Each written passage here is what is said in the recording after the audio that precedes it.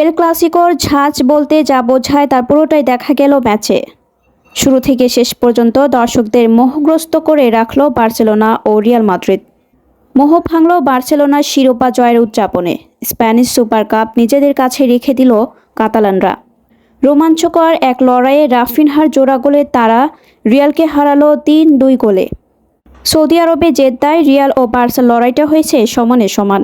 ম্যাচের ৩৫ মিনিট পর্যন্ত গোলশূন্য ছিল দুদল।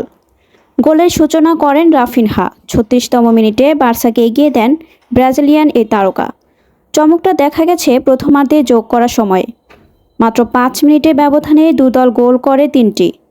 প্রথম যোগ করার সময়ের দ্বিতীয় মিনিটে রিয়ালকে সমতায় ফেরান ভিনিসিউস। ডি বক্সে ঢুকে বার্সার ২ ডিফেন্ডারকে কাটিয়ে চমৎকার এক গোল করেন তিনি। এর খানিক বাদেই পেদ্রির পাস থেকে বার্সাকে আবারও লিড এনে দেন লেভানডোভস্কি। তবে থেমে থাকেনি রিয়াল। প্রথমার্ধ শেষ হওয়ার আগেই দলকে সমতায় ফেরান তরুণ স্ট্রাইকার গঞ্জালো গার্সিয়া। তাতে দ্বিতীয়ার্ধে রূপ নেয় রোমাঞ্চে। ৭১তম মিনিটে আবার এগিয়ে যেতে পারত বার্সেলোনা। ১০ গজ দূর থেকে স্লাইডে ইয়ামালের নিচু শট ঠেকিয়ে দেন কোর্তোয়া।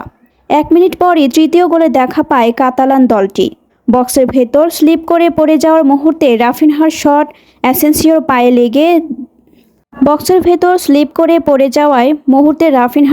অ্যাসেন্সিওর পায়ে লেগে জালে জড়ায়। বার্সেলোনার হয়ে সবশেষ ৫ ম্যাচে রাফিনহার ৭ম গোল এটি। এই গোলেই শিরোপা নিশ্চিত হয় বার্সেলোনার।